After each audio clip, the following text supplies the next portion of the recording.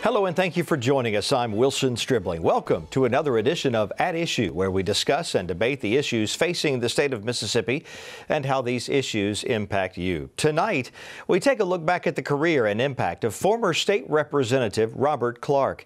This year marks the 50th anniversary of Clark's momentous election, becoming the first African American voted to the Mississippi legislature since Reconstruction. His election paved a trail for other African Americans in the state to hold public office. Mr. Clark is here with us, and we will speak with him in a moment. But first, here's MPB's Desiree Frazier. The method in which I'm taking now, get in various positions where you will be able to do things, political power and economic power. Robert George Clark Jr. was born in Holmes County in 1928. He was a graduate of Michigan State and Jackson State. He was a public school educator. From holding office by the Constitution of the state. In 1967, Clark won election to the Mississippi House of Representatives, becoming the first African American to be elected since Reconstruction. I think that the governor's wishes at this time are very inappropriate for the best interests of the state of Mississippi. I feel that this time that leaders should be trying to lead in the correct direction rather than trying to see what the sentiment of the people of the state of Mississippi are. May it be right or wrong, and going up the road and getting ahead of the people and leading them in that direction, even if it is wrong. And I certainly feel that this recommendation was a step in the wrong direction. And I feel that this is unconstitutional. It violates the 14th Amendment, and it should not even be considered by the legislature.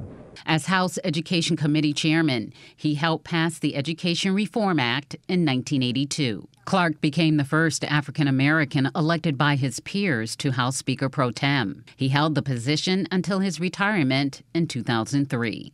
Today, there are more African American elected officials in Mississippi than any other state. Clark's son, Bryant Clark, carries the family name at the state capitol, representing the same district in the House as his father first did 50 years ago. This summer, a ceremony was held at the old state capitol to commemorate the 50th anniversary of Robert Clark's historic election. Several state dignitaries were on hand, past and present. I was proud in 1982 to cast my vote as a member of the House of Representatives for Speaker pro tem Robert Clark.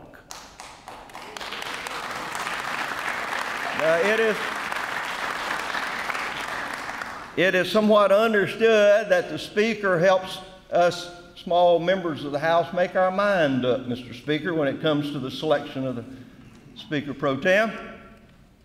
But it didn't take much for then great Speaker Tim Ford, my dear friend, to convince us that Robert Clark was indeed the man for the job. The man that could take the podium of the House of Representatives and help lead, the man that could bring coalitions together with his warm, enthusiastic personality and his knowledge of the issues that affect all Mississippians.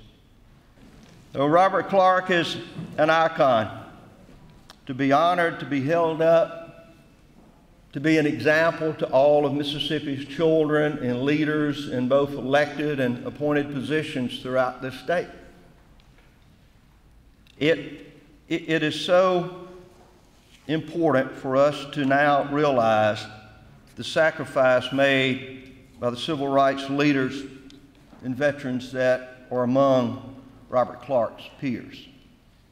It is hard for my children to understand, or those of the younger age to believe, what took place during those challenging times.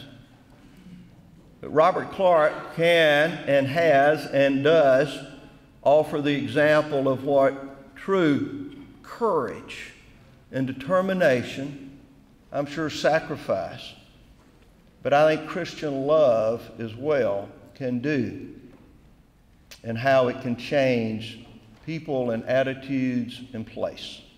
I admired his courage in the face of a tumultuous time in Mississippi and in our nation. People were getting killed for exercising rights in Mississippi when Robert Clark was running for office. Vernon Damon was killed the year before, and Goodman, Cheney, and Schwerner were killed 2 or 3 years before. And Medgar Evers was killed in 1963. These were hard times, but with the passage of the Voting Rights Act and change, Robert stepped forward. And he stepped forward at a time when school teachers were getting fired for involving themselves in political activity. But he stepped forward and he got elected. And that was an inspiration not only to myself, but I think to others. Robert is a committed person. He gave a lot to the state of Mississippi. I'm proud of him. I think you're proud of him. And I'm proud to see this day, the 50th anniversary of his being elected to the State House of Representatives. I would like you to know that when I got elected to the legislature, I was so happy, and my mom was so happy, who was his good friend, that I had gotten elected. But what we looked at was how in the world was I going to be there and going to do that? Was it going to be okay? But Robert assured my mama and my husband, don't worry about her being up with all them boys. I'm here, I'll take care of her. Because Robert is a man of integrity.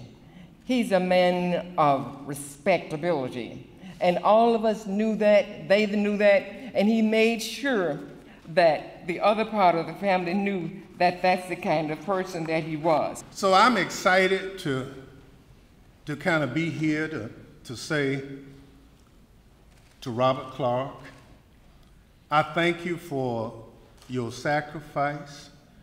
I thank you for the courage. I thank you for the fact that you ran all over this state trying to get people like me and others elected. You did a very good job. As they would say in Ebenezer, you done good. And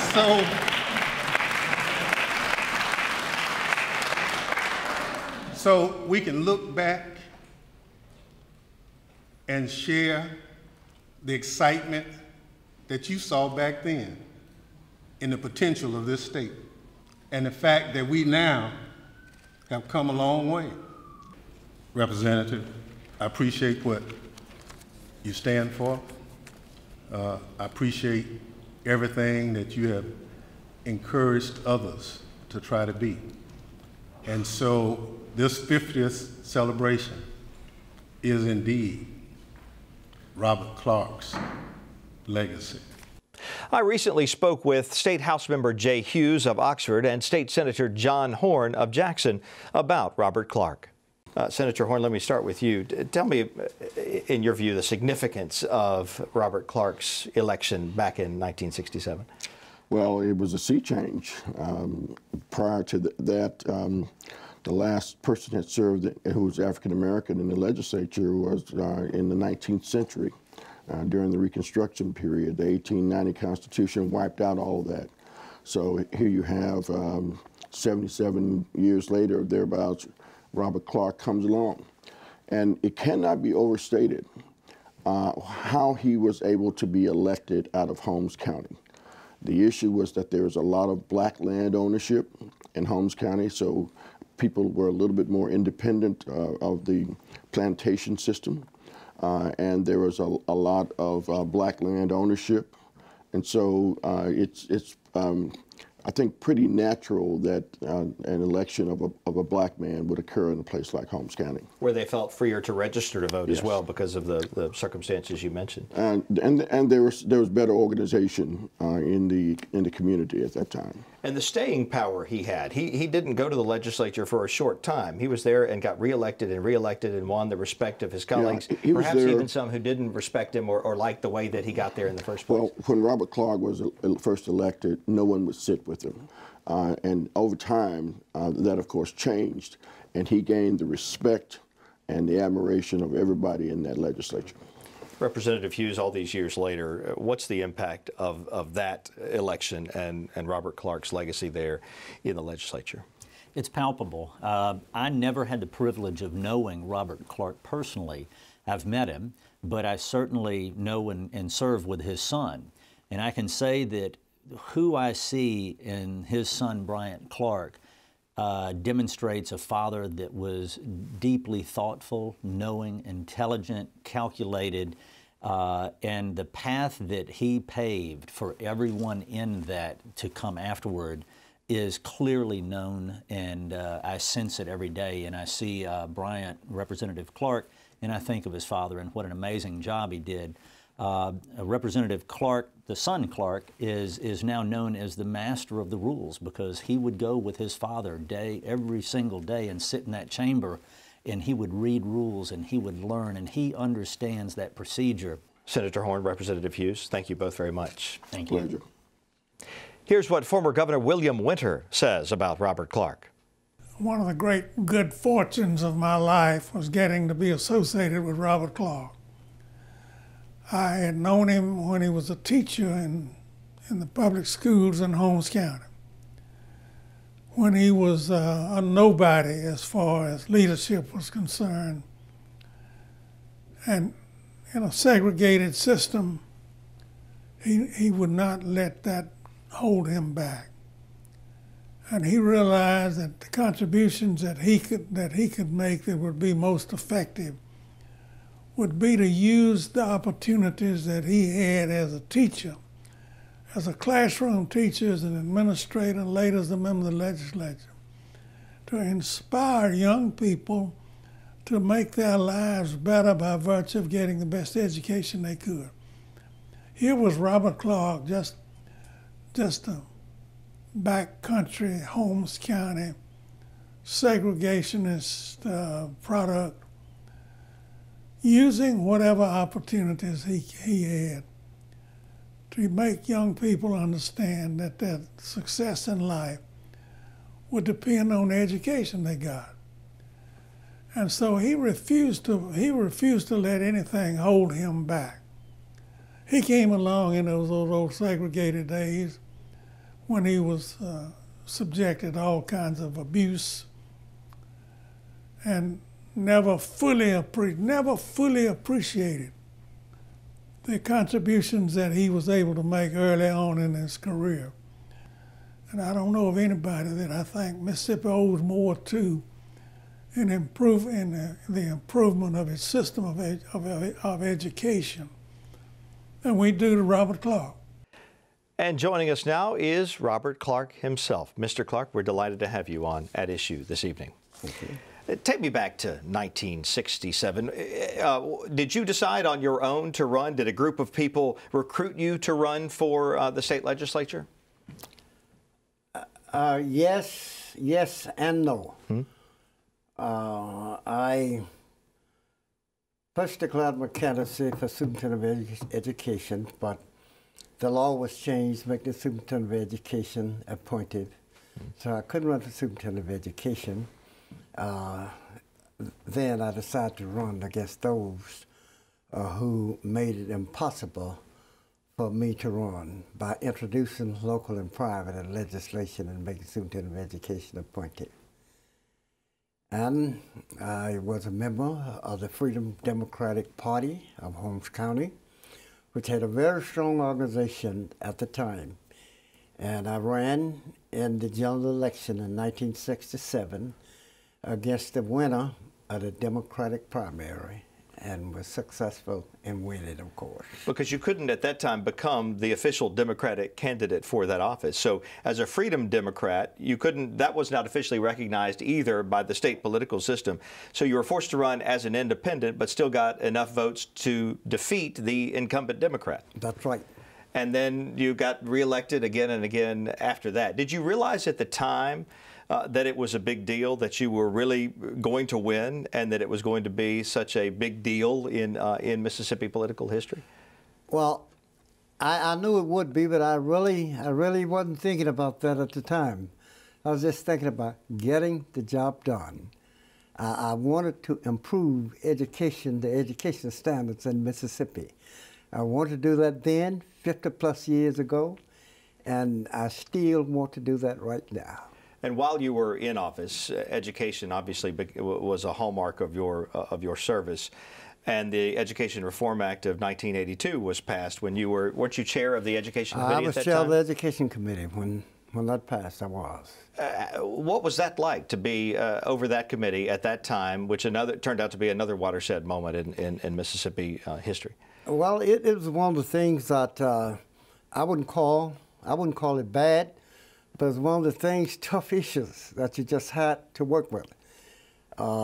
You just had to work and do things that made it necessary for you to get the legislation passed. Let's go back to the early days again. Tell me what it was like once you were elected and it was for real and you were actually going to the state capitol to represent your district there in the Capitol, in the House. What kind of reception did you get from all the other members of the House, all of whom were white men at the time? Well, my first day in the House, first of all, I didn't know that I was going to be seated until maybe 15 minutes before time to convene.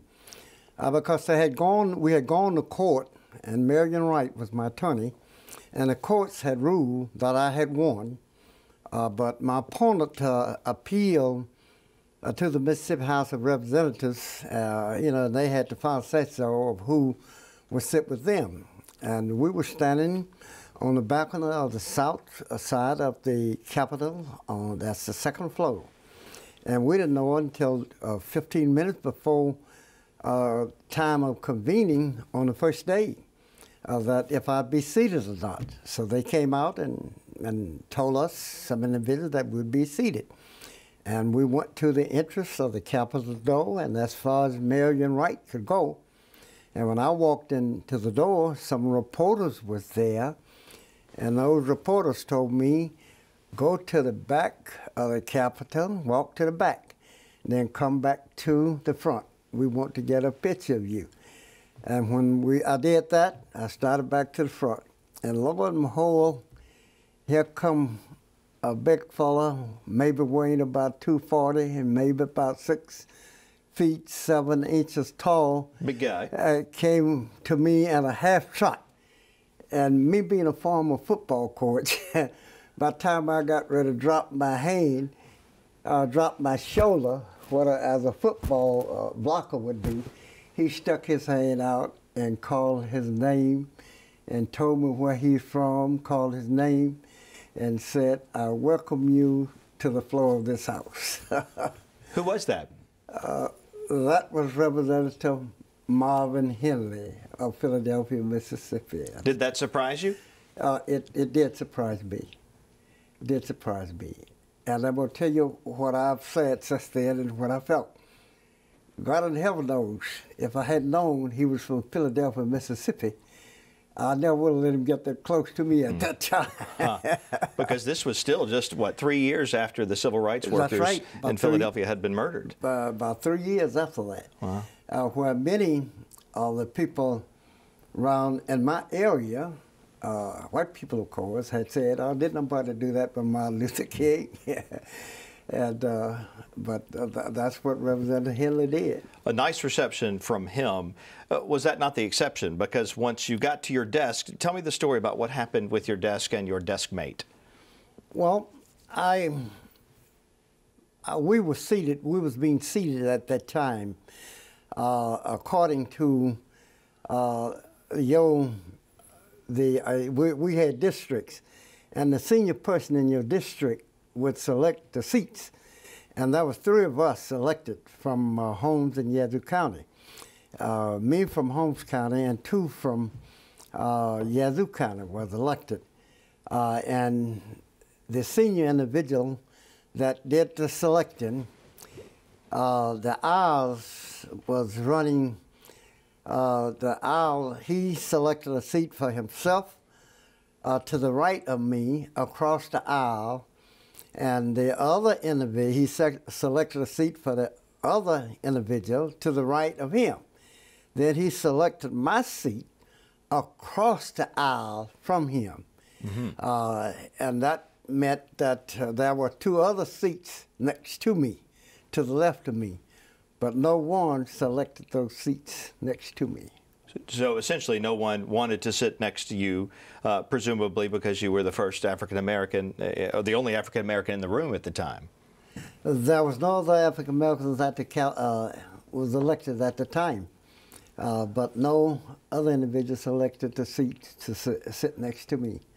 And I sat next to that for maybe 2 terms before I finally got an individual that sat next to me. Change was slow to come because it was still, what, almost 10 years, I believe it was 1976, before there was another African American elected to the legislature. Did that surprise you that it took that long? It took about 8 years before I got another seatmate. He's elected from North Mississippi, and he sat beside me. We talked a little bit about education and the reforms that were made, especially in 1982, and there were others in the other years that you served until the early 2000s. How do you feel about the state of education today in Mississippi? And if you were in the legislature, what would you be trying to change? I would be trying to find out the causes when, every time you see national statistics, the last one I saw is where Mississippi was ranked at the bottom of the ladder. And education, the dropout rate is high, the teenage pregnancy rate is high. And what I think somebody, the state elected officials that's in charge of education, as well as the local elected officials, they need to assess their particular situations, and whatever we are coming up short in, that's what we need to look at, and that's what we need to do. We are still back to the point where the educational level in the state of Mississippi needs improving. And it's not going to just improve itself if people do not have the proper human values to see the value of an education. And this needs to be looked at, what we need to do. Now, when I was in the classroom, when I went to a particular school to teach, one school I taught, in one section of Mississippi, the Delta section, the students was fair, but they had to be out of school half days in the fall of the year to pick cotton, get out of school early in the spring to go home to chop, and those students was, average. And after getting fired from there after about 7 years, I went to a school in Lee County. And practically every one of those schools was students was on their level. And after staying there for several years, I decided to come back closer to home. And lo and behold, I get back into this particular school system. Students was just, they was maybe on a ninth grade level, ninth grade algebra, ninth grade math, and couldn't do fractions or decimals or what have you. But usually what I did with students like that, I had to go back, start with them where they are, and bring them up. And my principal at that time, somebody in the math department summoned him and told him I wasn't teaching on that level. And he summoned me to his office, and I told him, you are correct. Some instances I'm teaching on my level, and other instances I'm not. And he just said, I urge you to go back to your classroom and start teaching on the level. I told him, Mr. McLean, there's no way in the world I can do that. And I explained to him that I had to work with them to bring them up so that they would be able to know what I was talking about. If I was dealing with general math in the ninth grade or first year algebra. And that's what's going to have to be done. We are going to have to close the gap. You can't, first of all, students should not get behind. If you had proper leadership in the classroom, your principal in the classroom or whoever's the leader should know what's going on in the classroom. But you get students who is 4 and 5 grades behind the grade level that they're on, just being passed on. What do you think the next 50 years are going to be like in Mississippi, in the legislature in particular? I really can't predict now what the next 50 years, what it's going to look like. But I wish there could be a turn in the philosophy of the legislators, the present legislators. Rather than going to the legislature or working against somebody, go to the legislature working for Mississippi. Now, I can say that because I spent 36 years in the legislature, and my main interest in the legislature was looking out for the welfare of Mississippi. And whatever the weakness of Mississippi was, I looked at that time trying to strengthen that. I didn't look at if they was an independent, a Democrat, or Republican. I just looked at the need. And naturally, those needs, some is going to need more than others. And I wish the legislature would do that. Look at trying to build a stronger Mississippi. We all are Mississippi. Former longtime State Representative Robert Clark, we thank you for spending some time with us on At Issue. Thank you. We are out of time. Don't forget you can watch the program on our website, mpbonline.org/issue. And we invite you to join us again next Friday night here on MPB for another edition of At Issue. Have a good night.